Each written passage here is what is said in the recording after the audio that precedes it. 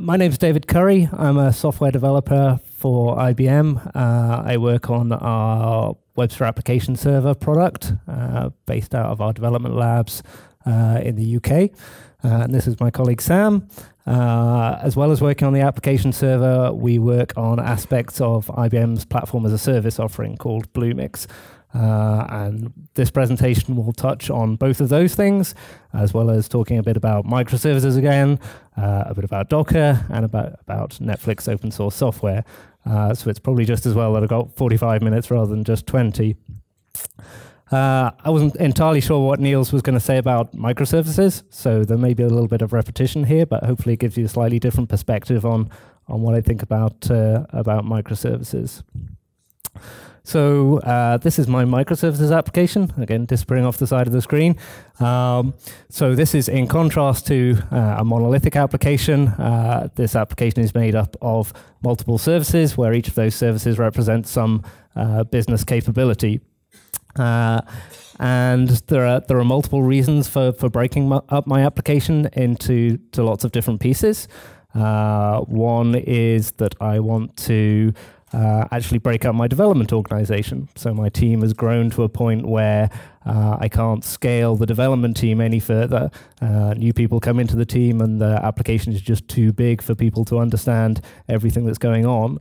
Whereas if I break it down into multiple services, I can start somebody on a particular service and they have a much smaller scope of things to understand when they begin development.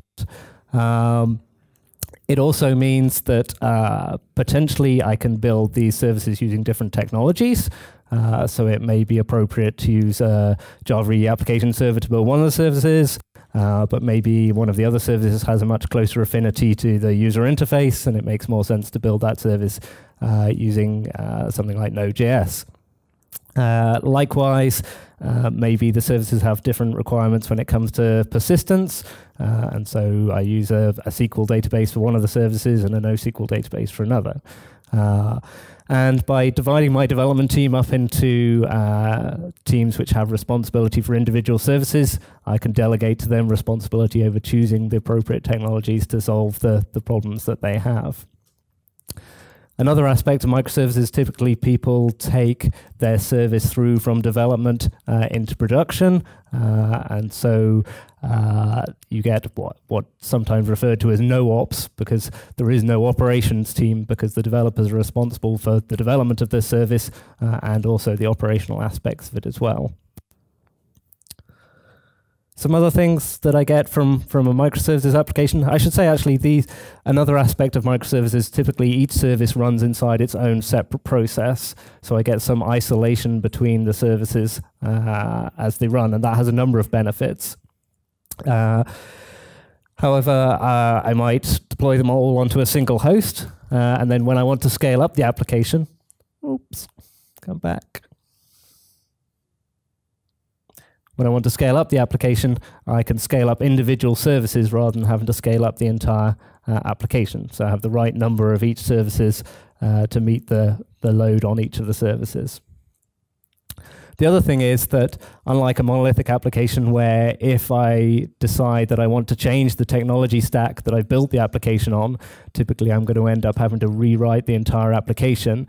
If I've broken it down into multiple services, I can change the technology stack for an individual service, stand up that new instance of the service built on the new technology stack, and if it does what I like, then I can take away the old version of that service and migrate across. So here I'm moving from yellow pentagons to purple pentagons. Purple pentagons seem to be doing well, so we'll take out the yellow pentagons. And then I can start to use that new technology for other services as I go along. So you get a much more evolutionary approach to technology. A few words about how those different processes interact. So typically people use REST, so JSON over HTTP is the starting point for interactions between their microservices, but that's by no means the only option.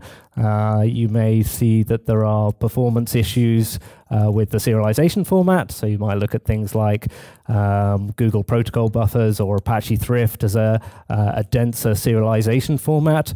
You may also discover that it makes more sense to use asynchronous rather than synchronous communications. So you might look at an asynchronous communication protocol like AMQP. One reason why you might end up having to look at asynchronous communication is because now you've got lots of small service identifications going on. You often see a build-up in the latency because of all the network hops that are going on between those services. And to try and ameliorate that, well, there are two things you can do. One is to introduce caching into the services. So each service implementation often has a cache on the back end of it to try and protect itself from latency calling downstream services. The other thing is to try and introduce more parallelism into your application. And using a more event-driven approach, using asynchronous messaging is often a good way to achieve that. Which is not to say that it doesn't actually make the application more complex. If you've ever looked at code that uses Java 8 completable future, for example, it's often very easy for the business logic to get lost in amongst all the parallel processing. But there are trade-offs there, certainly.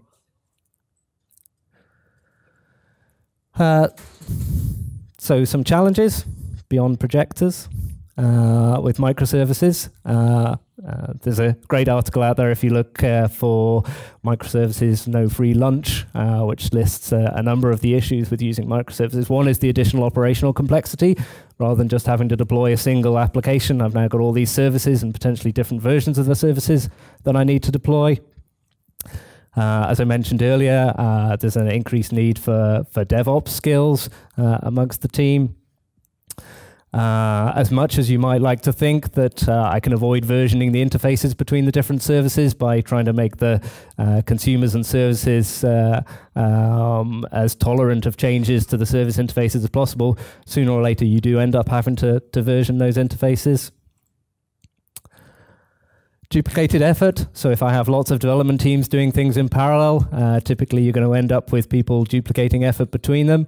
And so you need to ensure that there is still communication going on between those teams. And often you actually see, even if you give teams freedom to use different technologies, they actually end up centralizing around a particular set of technologies purely because it allows them to share skills between them, share libraries, and share tooling. I've just mentioned increased latency. The other issue with distributing the application and adding that network hop in between is that you introduce more places where things can fail. If you have just a call to a Java library in memory, typically the only way that's going to fail is either it's going to hang forever or it's going to throw some exception back. If I'm going over a network hop, there are all sorts of other things that can go wrong. Another issue is around transactionality. So it's very nice as a JE developer to be able to do start transaction, call one resource, call another resource, complete the transaction. But you can't do that across multiple services and still have them decoupled. So you tend to move to a model where you're more reliant on using eventual consistency. But again, that tends to bring additional complexity to the design. Another aspect, service discovery. So again, because I've got lots of individual services and different versions of services, in order to invoke one of those services, I need to be able to find an instance of it. And lastly, end-to-end testing. So if you have lots of teams developing their services in parallel, at what point do you do end-to-end testing across those different service implementations? So we're now going to do a couple of demos. Sam's going to do a demo using IBM Bluemix Cloud Foundry, and then I'm going to do a demo starting off with Docker and Netflix open source software, and then looking at deploying that into IBM Bluemix as well. And the aim of these is to try and show you how these platforms can help you with some of those challenges that you get when you're deploying microservice architectures. So just some background before we go into the demo. So Bluemix is IBM's platform as a service. It's based on an open source product called Cloud Foundry, originally developed by Pivotal, the company behind Spring. And IBM has joined with Pivotal in creating a Cloud Foundry Foundation, which drives the development of Cloud Foundry. And Platform as a service, so this is the ability to take an application and deploy it into the cloud without having to worry about the underpinning middleware and infrastructure that is required to run that application. One of the nice things about Cloud Foundry, and Cloud Foundry actually inherits some of the technologies from Heroku, things like build packs. So it allows you to run applications in a myriad of different languages. So in Bluemix, for example, we support these things along the bottom here. So Java and JE applications, Node.js applications, Go, PHP, Python, and Ruby applications. But it also has this concept of bring your own build pack. So you can have a build pack, which is just a very simple set of scripts that knows how to take an application and package it up with its dependencies to run on a Linux operating system. You can have one of those build packs out on GitHub somewhere, and you just give the URL of that GitHub repository at the point at which you push your application up. So you can also push things like C# applications using Mono as another example of a custom build pack that you can use. So what differentiates Bluemix from other Cloud Foundry providers tends to be the services that are available in the Bluemix environment. I used to have charts which had all of the services on, and then the number has grown and grown and grown, and there are now something in the order of 100 services available in Bluemix. So I've given up trying to list them all, but there are services from IBM, some of which represent our products. So for example, there is an SQL DB service, which is based on our DB2 database. There is a messaging service based on our Webster MQ product. There are also third-party and community services. So if you want things like MongoDB or MySQL, there are options for using those. And there's a mixture of technology services, so things like messaging, database, caching. There are also services around DevOps and administration, so allowing you to do version control, continuous integration pipelines, and you'll see some of that in Sam's demo. And there are also services which are based around some of IBM's key technologies. So there are a bunch of services around our Watson Analytics, for example, and also services around our Internet of Things platform. So what makes Bluemix good for microservices? So we've already mentioned the fact that it supports multiple runtimes. And across those different runtimes, you have a consistent administration model. So the way that you deploy an application is the same. The way in which you retrieve logs from an application is the same. The way in which you scale an application up and down is the same, regardless of the language that you've used for developing it. There's a service binding mechanism. So that list of services that I gave, again, there's a consistent model for binding one of those services to the application. So the application has a consistent way of retrieving the credentials that it needs to access the service and the endpoint, the URL and port that's needed to access the service. Some of the build packs do things over and beyond that. So by default, you get a set of environment variables that tell you where to find the service. But if you look at our Liberty build pack for Java EE applications, for example, that will generate the necessary server configuration, which allows you to use a normal JNDI lookup to obtain access to those services. In Bluemix, you also get routing and load balancing for free. So when you deploy an application, you specify a route to it. And if you scale up the number of instances of that application, it will do load balancing automatically across those behind that route. You can scale up manually, but you can also scale up based on things like CPU and memory utilization. I mentioned logging and monitoring as things that you can get consistently across the different runtime support. And lastly, the DevOps automation. So I'm going to hand over to Sam at that point, and he's going to take you through a demo.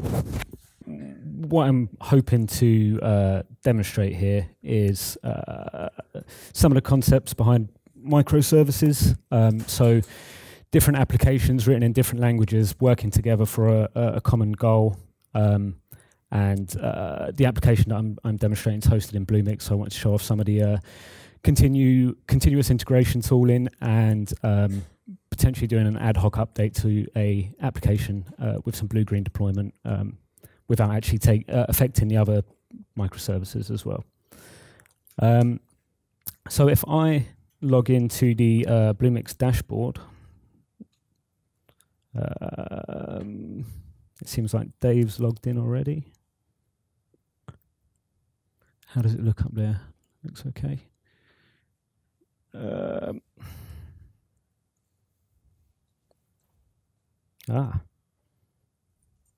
So, and a little bit about the applications that I've got deployed at the moment. I have a PHP application, which is made up of PHP, HTML, and CSS, and that just provides us a very basic form that I can input an email address into. I then have a Java application, which is sitting on the IBM WebSphere Liberty profile, and that is responsible for accepting the email address and doing some basic validation on it, so making sure it's got the correct symbols, etc.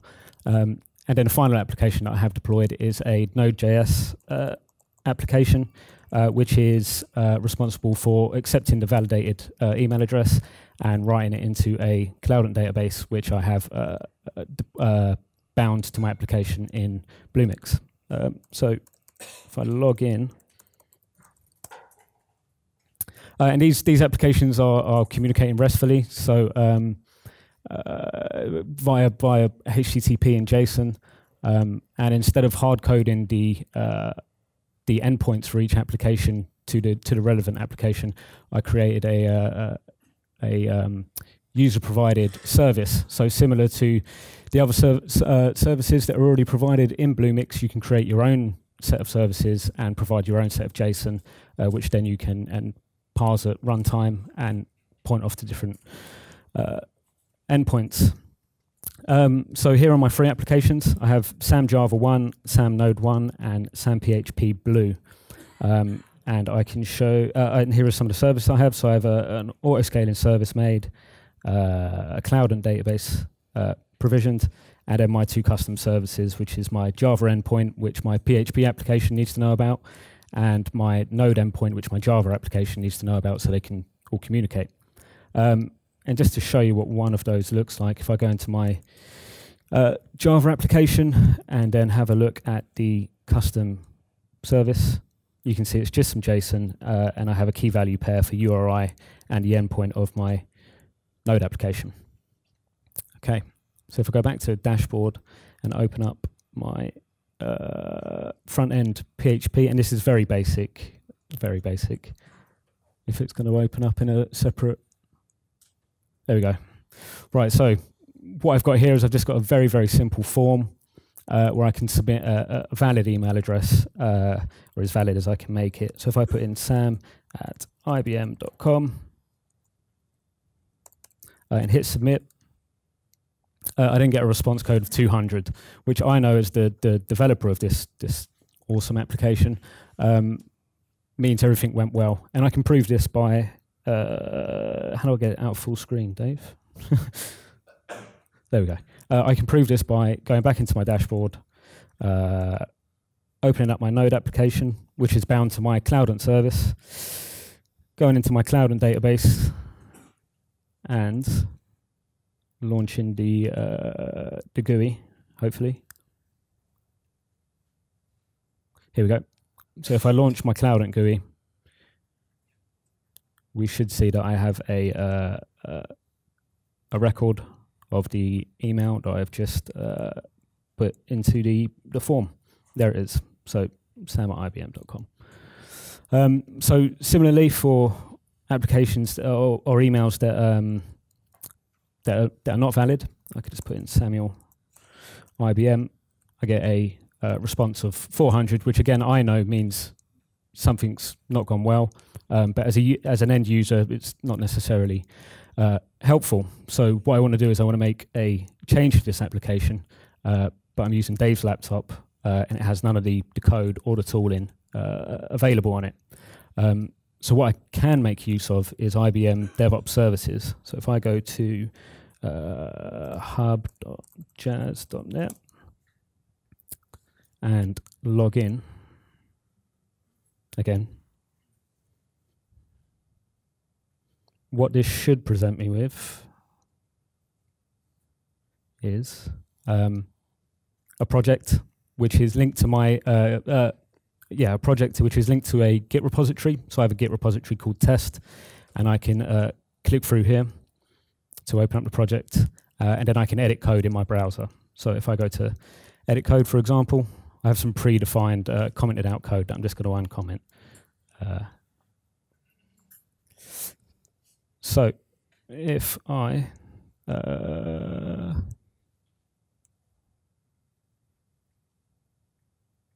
okay, bear with me a moment.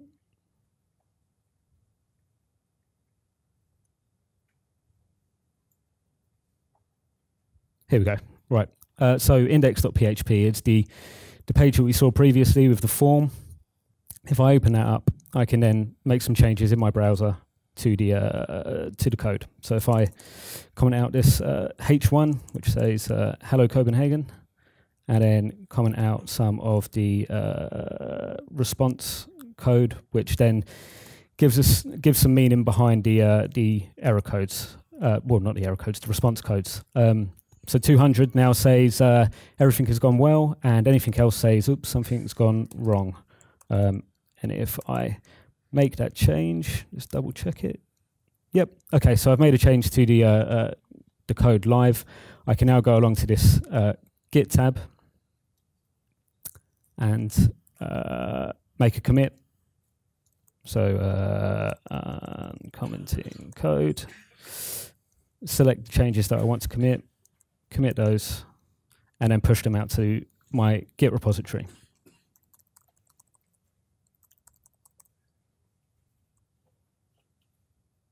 Okay, so that's updated my Git repository of the changes I've just made. I can then go along to the build and deploy tab or button.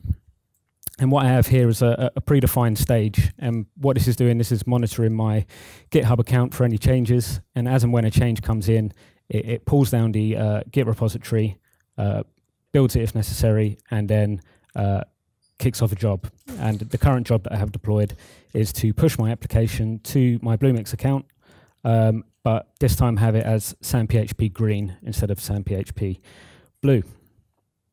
And what we should be able to see as well, if we click through, is the live stream of logs as it's pulling it down from GitHub, pushing the application and staging it. So Cloud Foundry is staging it.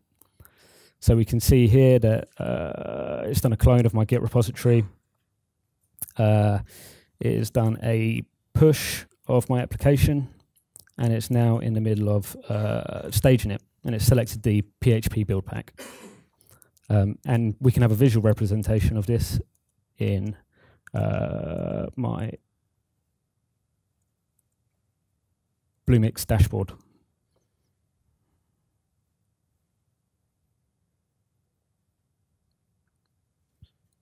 So if I go to my dashboard, we should see that I now have a fourth application, which is PHP SAM Green, which is currently in a process of staging, so it's not up yet. No, it's just come up. And we can have a look at the changes that I've just made by clicking through and noticing that there's my Hello Copenhagen change. So now I want to be able to replace my existing application, my SAM-PHP Blue. So one thing to notice here is that for my SAM-PHP Blue, I have two endpoints set up. I have sam-php-blue.mybluemix.net, and then I have sam-php.mybluemix.net. So what I want to be able to do is swap out my blue deployment for my green deployment. So I can set up a new route, which is sam-php, so the same as my blue deployment. Save that route. It will have a quick think about what it needs to do.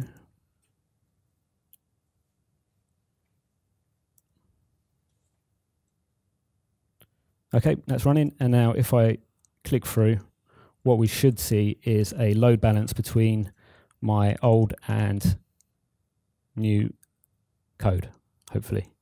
Fingers crossed.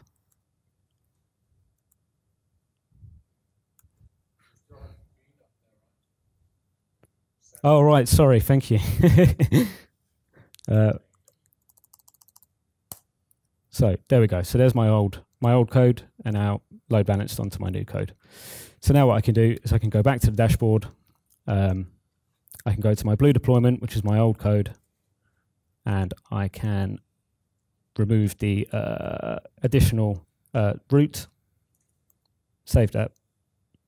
And now what we should see is that I only see my newly deployed code.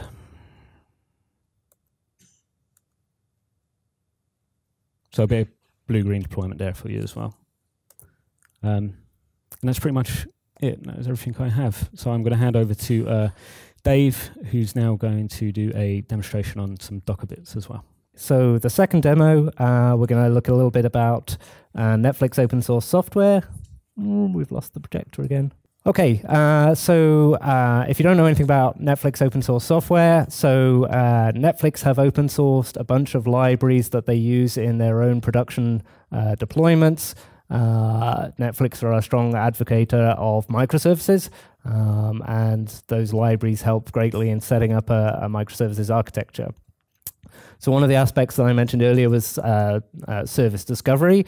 So Netflix have a library called Eureka, and the idea is that when an application starts up, it registers itself with a Eureka server, and then subsequently when clients want to access an instance of that service, they go to the Eureka server and ask, where can I find one of these?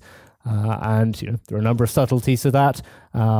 The service itself needs to heartbeat with the Eureka service to say that it's still alive, and the Eureka server can also run as part of a cluster so that you can ensure that it's highly available. It also has the concept of locality, so that when I do a lookup of a service, it can prefer, for example, a service implementation that's in my own data center, and only fall back to using a service in an alternative data center if there's nothing available locally. Another aspect is service invocation. So I've got back from Eureka the endpoint that I want to call, and Netflix has a library called Ribbon.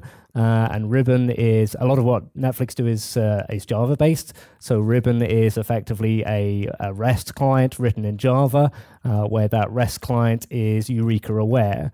So the client makes a REST call, and in making that call, it goes off to Eureka and says, where can I find an instance of the service that this call needs to go to?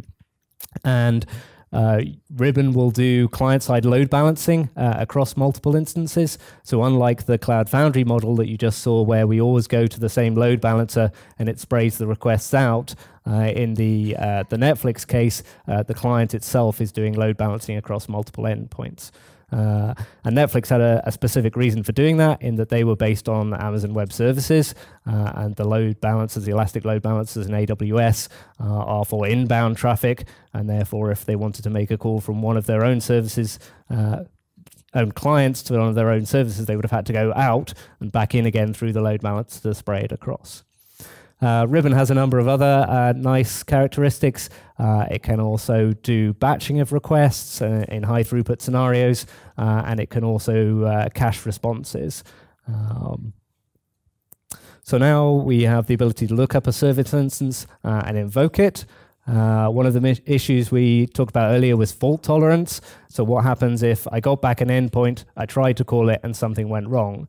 Whether that was the call hung for some reason, maybe there's some intermediate firewall which accepted the first packet and then started dropping all of the others. Maybe there's an issue with the service implementation itself.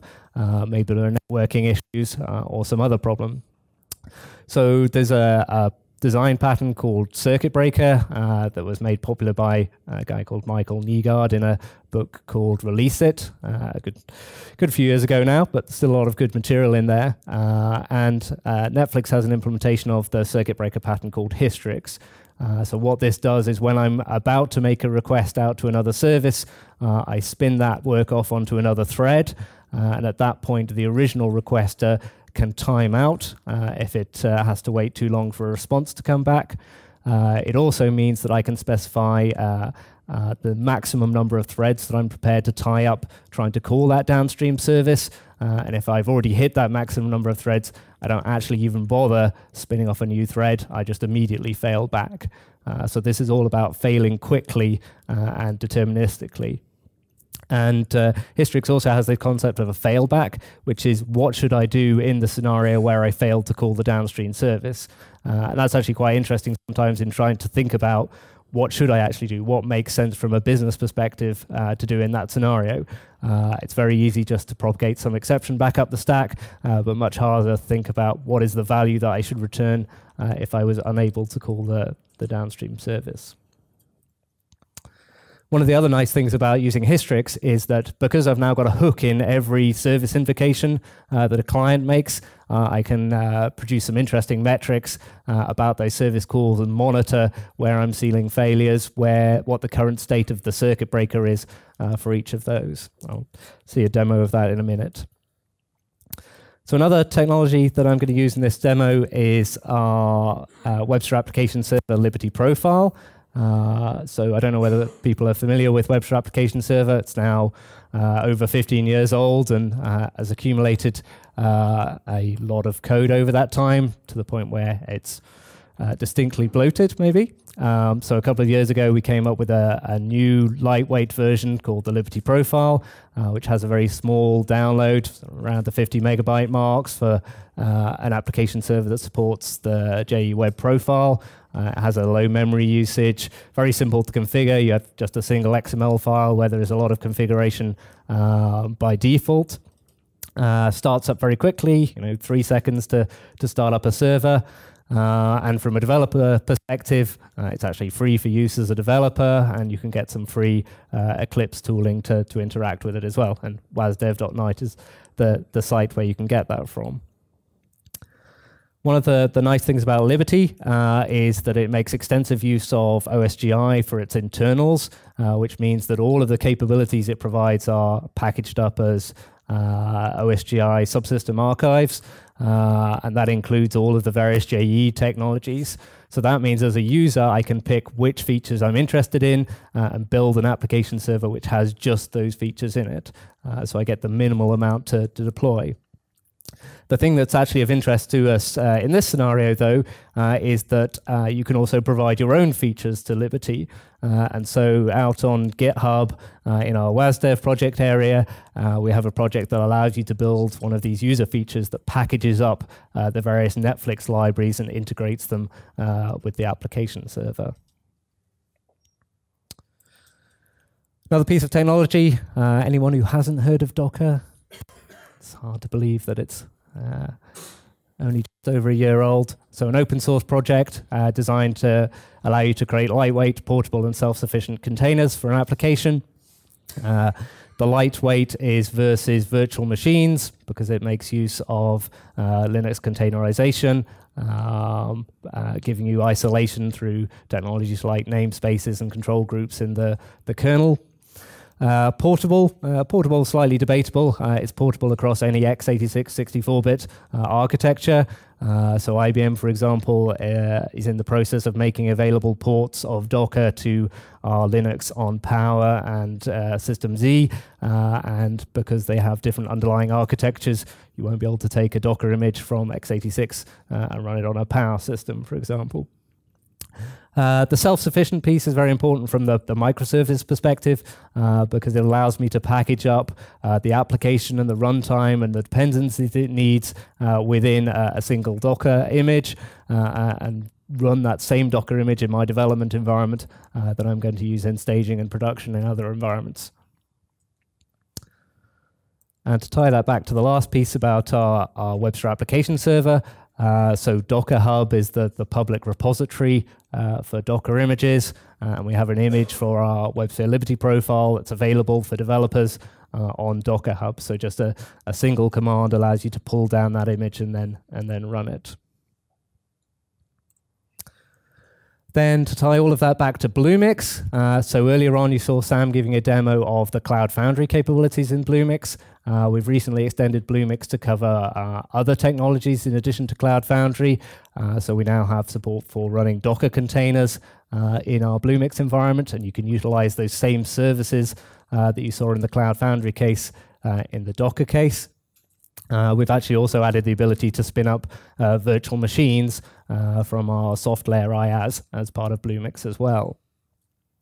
And in terms of the container service, what you get is a private registry, so you can push your own images up into Bluemix. You can then run instances of those. You can scale those instances up and down behind a public IP address.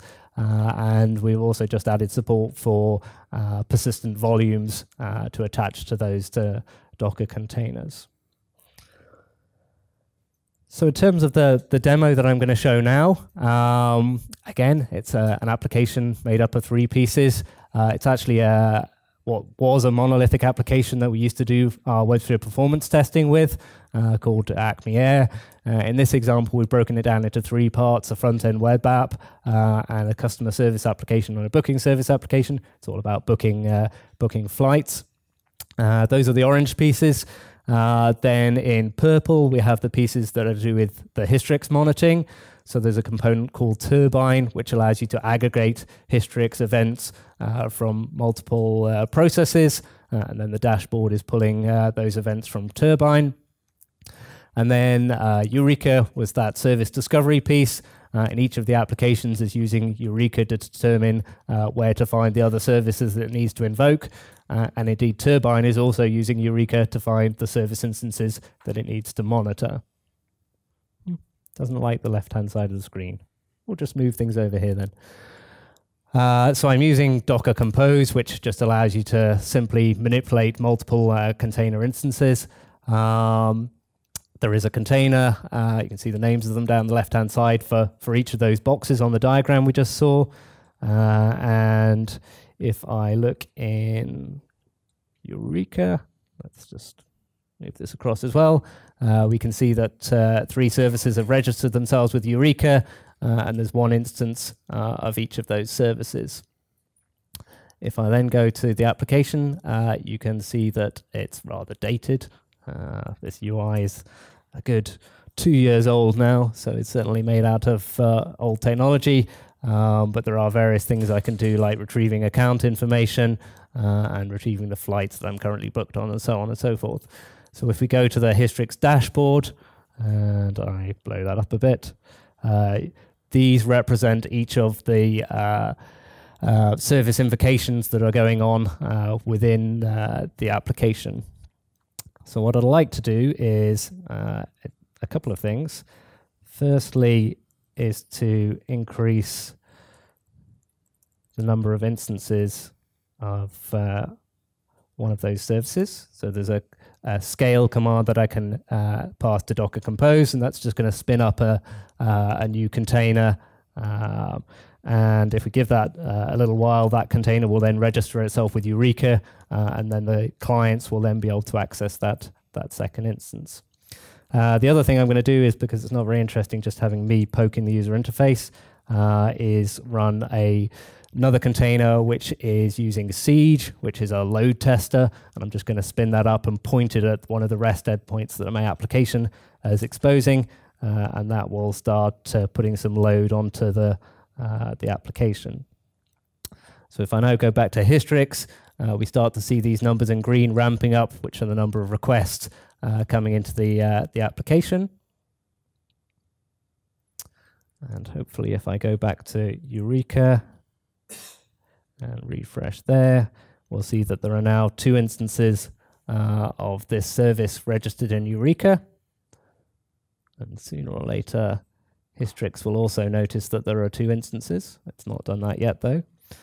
But another thing we can do is ask Docker Compose to show us the logs for that service, and it will go off to both instances of that service and pull back the combined logs for those.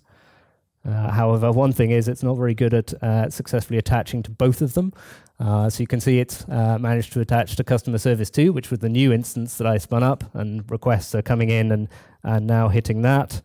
But what it's supposed to be showing, let's try it again just in case I'm lucky second time, is actually that you see requests going between customer service 1 and customer service 2. So Ribbon is now using that information from Eureka to load balance across them. And indeed, I can now see in Hystrix that it noticed that there are 2 instances of that host. Then the last thing I'm going to do is tell Docker to pause the 2 instances of that service. And then in Hystrix, we should be able to see that the front-end application here is now experiencing errors trying to invoke that service. The circuit breaker has now switched into the open state, so that clients trying to access that will now no longer even try and make a connection. They're just going to use that fail back immediately to provide information. And, sorry, yep. Okay, so the question was using Hystrix. So Hystrix doesn't provide caching. That was the ribbon piece that was providing caching. So the key difference about that is that it is all done client side. So you avoid the extra hop of having to go to a load balancer and have that do the work, and then go on to the service implementations at that point. Adding a load balancer in means you then have the additional complexity of, well, how do I find the load balancer? And do I need to do some sort of service discovery to locate the load balancer? And how do I load balance the request to find the load balancer, and so on. So having it as close to the client as possible certainly gives you that benefit. But that is an alternative. As you saw in the Cloud Foundry demo, that's the model that they use there. What was I about to show? Oh, that if I go to the application itself now and try and access that customer service, it's not doing what it's meant to do, which is, oh, yes, it is. It's just being slow. My laptop's probably creaking under all of this now. So the failback for this is actually just to return the account ID and not provide any of the additional information. And then lastly, Docker has twisted the English language slightly and added the word unpause to the dictionary.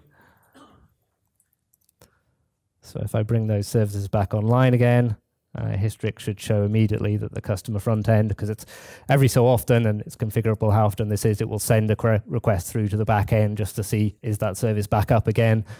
So by default, I think in 5 seconds, it should pick up that the service is available again and start to route requests from the front end through to the back end. Okay, so that's all I wanted to show.